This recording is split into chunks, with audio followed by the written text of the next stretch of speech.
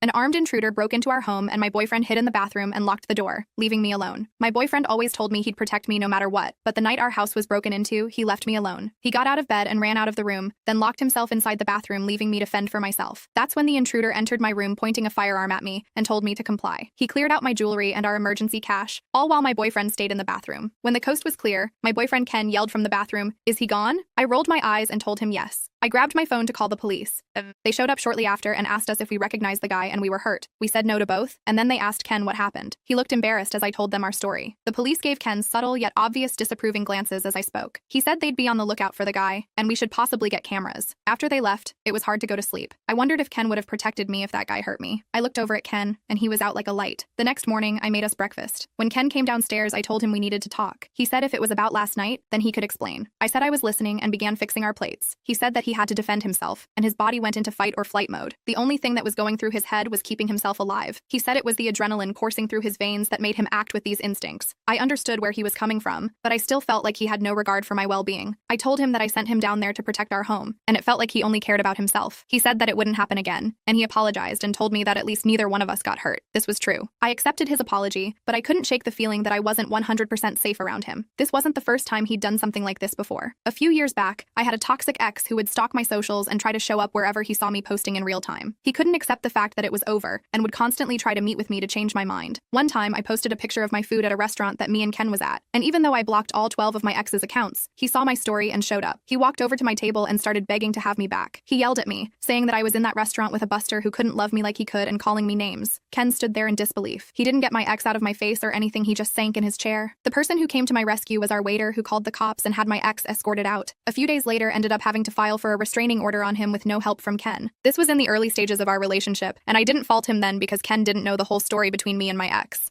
If anything, I thought that incident would run Ken off, but now I'm starting to look at him in a different light. A few days later, while we were at the movies, Ken and I grabbed some popcorn before we sat down. As we were walking to the theater, a dude bumped into me and knocked the popcorn out of my hand. Popcorn danced on the floor as it fell out of the bucket. Ken sat there watching. The guy looked over his shoulder and kept walking like nothing happened. I asked him if he was going to say anything, and he said we should just head to the theater so we wouldn't miss the movie. I was ticked off while watching the movie. Not only did my boyfriend not stand up for me, I didn't have any popcorn to enjoy. It was my mom's birthday, and everyone joined us at our parents' house to celebrate, even my sister Tabitha. Me and Tabitha were bound at the hip since we were kids until she moved a couple of states away. Even though she lives in a different state now, every time we meet up, it feels just like it did when we were kids. I followed her to her old room in my parents' house and asked her to talk. I told her about how I was feeling with Ken. I told her about the break-in and the movie incident. She looked shocked after I told her everything I had been through with Ken. "Girl, your life is a movie," she said, "but not like the damsel in distress. It's more like a series of unfortunate events." I laughed and asked her what I should do. She said that even though Ken's lack of protection was concerning, I should stay with him. She said that he was probably right about acting out of fear, and there wasn't any malice behind it. While I enjoyed talking to my sister and tried to see her point of view, the conversation didn't provide me much comfort. In fact, it made me doubt my security in my relationship even more. I didn't want to go to dinner dates as much with Ken anymore because I felt that if someone tried to rob us again, he'd run to the hills. I also just didn't feel comfortable in his presence as much as I did before. After we left my parents' house, I went home and texted my best friend to meet for brunch the next day. When I saw her, she was super happy to hang out. Our schedule had not aligned for weeks, and it was great seeing each other again. She asked me how life was and how me and Ken were doing. I told her everything I told my sister, about the robbery, the movies, and something else. She was just as concerned as my sister was when she heard this. She would often call us Barbie and Ken because of how perfect our relationship was on the outside looking in, so this news came out of left field for her. She said she was sorry to hear that, and I asked her if she ever experienced that with her boyfriend, Brock. She said no, and talked about how, earlier in their relationship, Brock saved her life.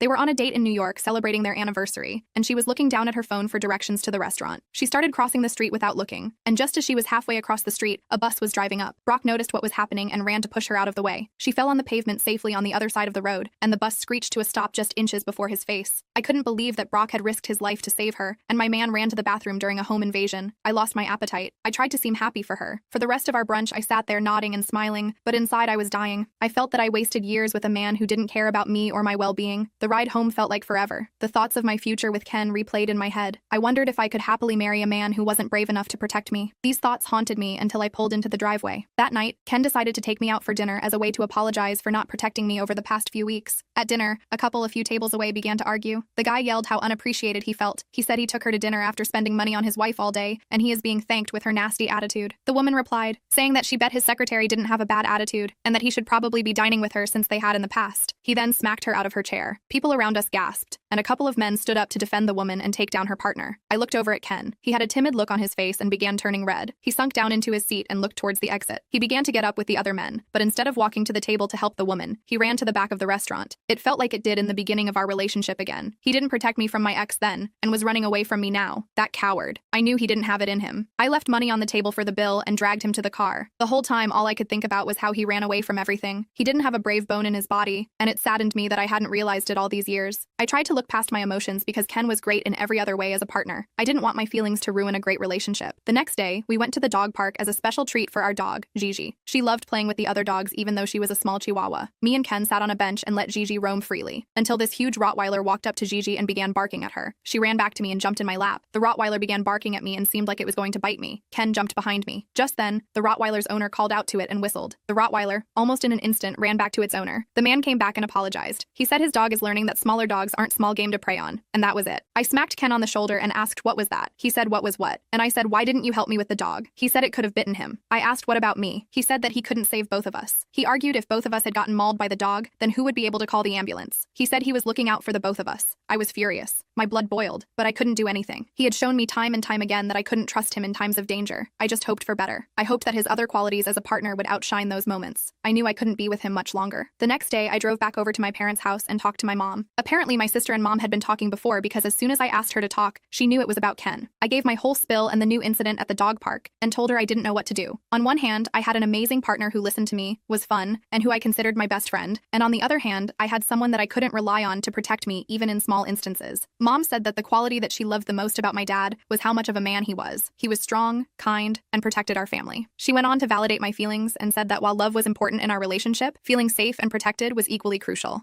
I asked her how I would know if I should stay with Ken or not, and she then said that it truly depended on the qualities that I looked for in a partner. If I wanted someone like Dad, Ken clearly didn't fit the bill. I realized that after seeing how my dad treated my mom over the years, I wanted the same thing to reflect in my relationship. I began to cry, and my chest tightened up. I knew what I had to do, and without saying anything, Mom knew my decision. She hugged me and held me for a long time. I went back home and met Ken in the living room. I told him that we needed to talk, and he turned off the TV. He looked at me a bit concerned, as if he knew what I was going to say. I began with how I loved our relationship and our dynamic. His eyes started to look more cheerful, and as I said, "But I don't feel safe around you," the joy left in an instant. I recounted all the opportunities he had to protect me, and how he failed in every single one, even the little things. I told him that I realized that I wanted a partner who would protect me and not just himself. He tried to rebuttal with the same arguments from before, saying that it was just instinctual for him to behave that way, and that he could try to change, but I told him that I didn't want to change him, and I couldn't live a life feeling insecure with my partner. I told him that I would be packing up my stuff that night and moving out. He begged for me to stay, and it was hard to refuse. After years of being together, moving out together, and being each other's best friend for years, it was hard not to feel like I was making the wrong decision. The next day, I felt an odd sense of relief, like a burden was lifted off my shoulders. I started to realize that the reason I stayed in that relationship so long was because we had a history together, instead of making sure each other's needs were being met. A few years later, after moving back in with my parents, I met a new guy, Brad. Brad was strong, confident, and charming. He was fun to be around, and slowly but surely, I started envisioning my life with him. When he asked me out, I was beyond happy. He made me feel safe around him, and I quickly agreed. After dating Brad for a few years, I finally realized how important it was to have courage and reliability in my partner, and it felt bittersweet that I had to learn that through Ken.